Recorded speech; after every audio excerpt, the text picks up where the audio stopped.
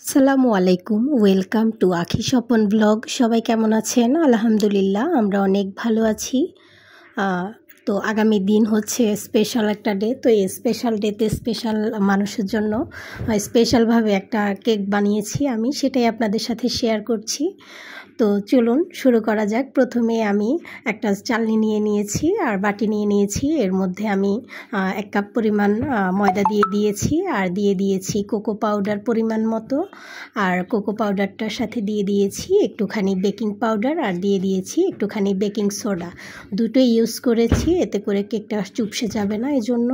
তো এগুলো দিয়ে একটুখানি লবণ দিয়ে এটাকে ভালোভাবে মিশিয়ে নিব। আর এর মধ্যে দিয়ে দিচ্ছি কিছু 2-3 টেবিল চা চামচের মতো হচ্ছে দুধের গুঁড়ো।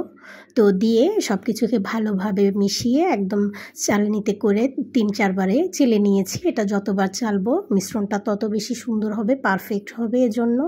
তো আজকে আমি 3টে ডিমের করছি, তাই প্রথমে ডিমটাকে ভেঙে ডিমের কুসুমটা আর সাদা অংশটা আলাদা করে নিচ্ছি। তো প্রথমে আমি ডিমের সাদা অংশটাকে ভালোভাবে ইলেকট্রিক বিটার দিয়ে ফোম করে নিচ্ছি। তো ইলেকট্রিক বিটারটা দিয়ে ভালোভাবে ফোম করে নিতে হবে। এই পর্যায়ে আমি স্পিডটা মিডিয়াম রেখেছি। তো মিডিয়াম স্পিডে রেখে আমি এটাকে ফোম করে নিচ্ছি। ডিমের সাদা অংশটা একটুখানি ফোম করার পরে, মানে বিট করার পরে, আমি আবার একটু একটু করে চিনি অ্যাড করে দেব। তো চিনিটা আমি এখানে যে পরিমাণ ময়দা নিয়েছি ঠিক ওই পরিমাণ চিনিটা অ্যাড করছি। তো চিনিটা 3-4 বার একটু একটু করে ধাপে ধাপে অ্যাড করতে হবে। তো চিনিটা দিয়েও ভালোভাবে আমি এটাকে ব্লেন্ড করে ইলেকট্রিক বিটারে বিট করে নিচ্ছি।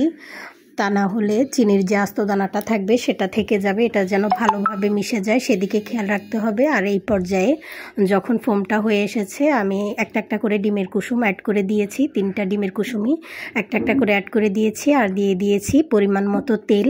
এগুলোকে দিয়েও ভালোভাবে মিশিয়ে নিচ্ছি। আর দিয়ে দিয়েছি চকলেট ইমালশন আর দিয়ে দিয়েছি একটুখানি ভ্যানিলা এসেন্স। তো এগুলোকে দিয়েও আমি এবার ভালোভাবে বিট করে নিচ্ছি। নিয়ে এবার অল্প পরিমাণে বিট করতে হবে, বেশি সময় ধরে আর বিট করতে হবে না। এই পর্যায়ে আমি বিটারের কাটাগুলো নিয়ে নিয়েছি, খুলে নিয়েছি। নিয়ে এবার আমি ময়দাটা মিক্সড করব। ময়দাটা একটু একটু করে মিক্সড করতে হবে, সবগুলো একসাথে দিয়ে দিলে দলা পেকে যাবে। আর আলতো হাতে এটাকে মেশাতে হবে। এটা যত আলতো হাতে মেশানো হবে ততই কেকটা পারফেক্ট হবে। ক্রিমটা যদি ফোমটা বসে যায় তাহলে কেকটা পারফেক্ট হবে না, ফুলবে না, এজন্য। কিন্তু এই পর্যায়ে খুব আলতো হাতে এগুলোকে মিক্সড করছি। যদিও ফাস্ট করে দিয়েছি, মনে হচ্ছে যেন আমি খুব দ্রুত করছি, কিন্তু তা না। তো আমি আজকে হার্ট শেপের একটা মোল্ড নিয়েছি আর ওটাতে বেকিং পেপারটা দিয়ে দিয়েছি ভেতরে। দিয়ে এবার কেকের মিশ্রণটা দিয়ে একটু ড্যাব ড্যাব করে প্রি হিটেড ওভেনে দিয়ে দিয়েছি। তো আমার এই ইলেকট্রিক ওভেনটাতে আমি প্রথমে এটাকে 10 মিনিট মিডিয়াম মধ্যখানে যে তাকটা আছে ওখানে রেখে বেক করেছি। তারপরে একেবারে নিচের তাকে দিয়ে 15 মিনিট বেক করেছি। মোট 25 মিনিট লেগেছে। আর প্রিহিট করেছিলাম 5 মিনিট। তো 180 ডিগ্রিতে রেখে আমি আজকে এটা বেক করেছি। 25 মিনিটেই আমার হয়ে গিয়েছে কেকটা। তো আমি চেক করে দেখছিলাম ঠিকঠাক হয়েছে কিনা। তো দেখলাম যে ঠিকঠাক হয়ে গিয়েছে।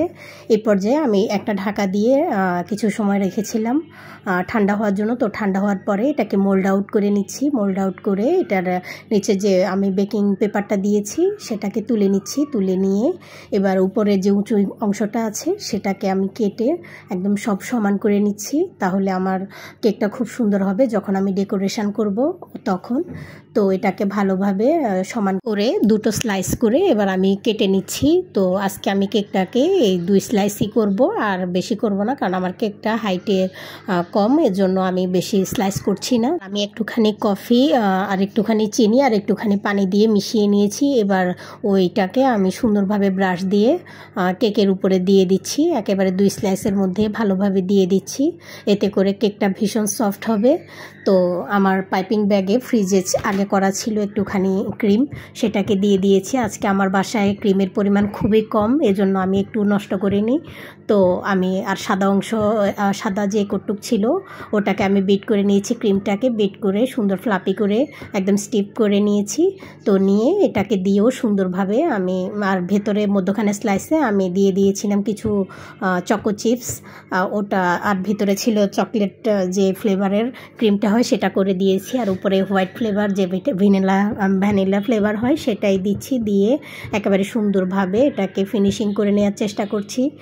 তো এই পর্যায়ে ভালোভাবে বোর্ডটাকেও ক্লিন করে নিয়েছি। আর হোয়াইট চকলেট দিয়ে এটাকে কাভার করে নেব। আর কাভার করে নেওয়ার পরে আমি একটু সাদা ক্রিমের সাথে রেড কালার মিশিয়ে এটাকে ছোট ছোট হার্ট শেপ করে সুন্দর করে ডিজাইন করে নিয়েছি অফ ক্যামেরায়।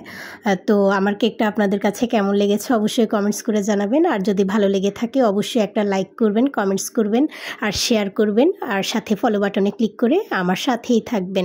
এতক্ষণ ধরে দেখার জন্য আপনাদের সবাইকে অসংখ্য ধন্যবাদ।